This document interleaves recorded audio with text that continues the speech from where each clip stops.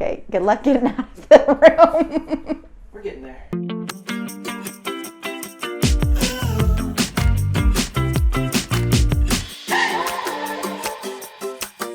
Hey everyone, welcome back to my channel. If you're new here, my name is Amanda, and this is a series all about mission trips and motherhood, and my experience with both. If you were able to catch my last video, and if you haven't, you definitely should, you'll know that I talked a little bit about mission trips and specifically some really cool stories about what God was doing and how I was a part of it. Those stories are really fun to tell, but I feel like there's other stories that don't get talked about as much. And those stories are the personal stories of the trip. I don't know if anyone else can relate, but I'm definitely extremely hard-headed. God has to tell me things a few times for it to actually sink in. I want to actually tell one of those stories about how God wanted to teach me something, but he had to kind of break me down a little bit in order for me to hear him. So this is the story of being a regretful Mary. Let me take you on a journey. The year is 2013, and I am in El Salvador for the third time.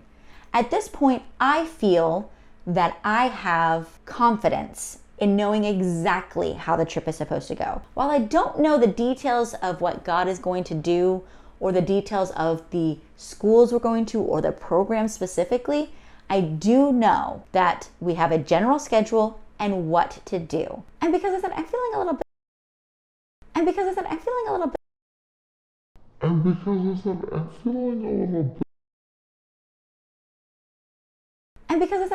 little bit prideful on what I believe is my role on this trip. So I had an expectation that my role was going to be a helper, to be the first one to dance, to make the newcomers feel welcomed and make them feel like they're not alone. Well, our leader came to us, alumni missionaries, and told us that she wanted us to take a step back, that we were supposed to sit down and let them take the lead. The reason for this was to give them the same experience that I've already had an opportunity to have, but of course that kind of messed with my head a little bit. Of course, I didn't necessarily like the fact that the front and center role was taken from me, but I understood it and decided to become the behind the scenes queen. So I took on this role and I really committed. I committed so much to being this behind the scenes person that I was often super logistical and almost snappy when it came to helping. I started to build a little bit of this resentment and bitterness in me that I hadn't recognized at first.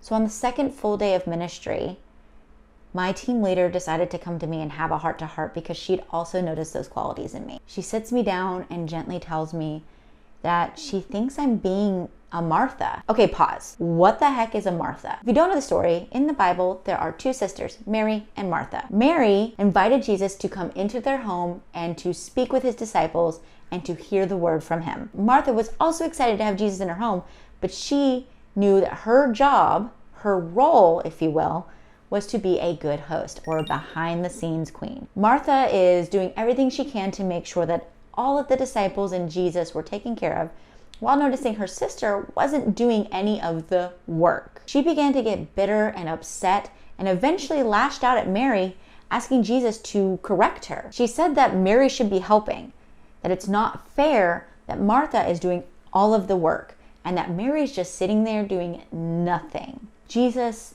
the kind, wonderful soul that he is, gently rebukes Martha and tells her that Mary is actually doing the thing that God needs her to do. And if I was Martha, I would have been upset hearing that because that doesn't feel right. Sitting doing nothing when there's work to be done? No. Jesus then invites her into his presence. Essentially, the story boils down to Martha was doing good work. She was doing the great things that needed to be done. Serving others is important, especially as a Christian. But she was doing it at the expense of spending time with God intentionally. And when my leader told me this, it hit me really hard. I was super convicted, but I wasn't ready to admit that I was wrong yet. Instead of taking that to heart and changing my attitude and being intentional about the limited time I had in El Salvador, I decided to become a begrudging Mary.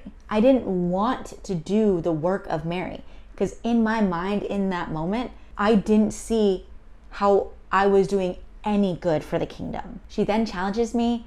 For the rest of the week, I wasn't allowed to be the first person to volunteer. She just wanted me to be present and available for God. And I did not like that. My first role of being a performer was taken from me, so I took graciously the role of being the behind the scenes queen. And now that was being taken from me, I felt like I didn't have a place on the team. I spent the rest of the day crying and feeling sorry for myself. I begrudgingly prayed for the kids that we were with. And even though I didn't want to pray for them, and even though I didn't want to participate anymore because it wasn't what I wanted, I still did it, but I did it with a little bit of a regretful attitude. Fortunately, the next day, I was able to feel a little bit better. I was still feeling isolated. And because our God is a great God, He allowed me to see why He sent my leader to tell me this. Later that day, I was at a school. And because I couldn't load or unload the bus, at the end of the program, I was praying with some girls, and one of the girls actually ended up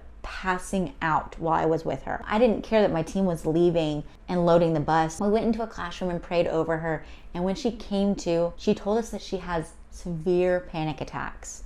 And having a lot of people praying and a lot of movement caused her to go into one of those panic attacks. She told us she wanted Jesus in her life, but she was scared.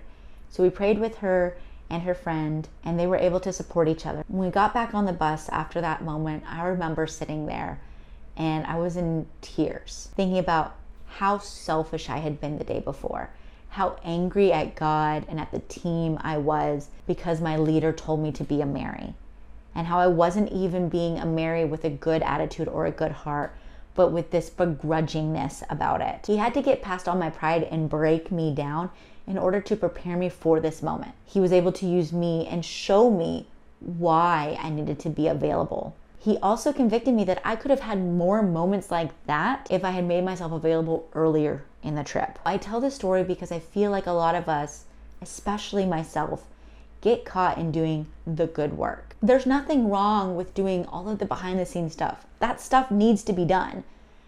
But there's definitely an issue when you're doing that stuff instead of making yourself available for what God wants. I often find myself doing something I feel like will help someone, but really I just needed to be available for that person instead. And then when I need to be available for them, it almost feels like it's a burden because it's not doing what I want to do for the kingdom. But I forget that people are the ministry. The little things are important, but people are the ministry. And the best thing you can do for someone is to be available for them.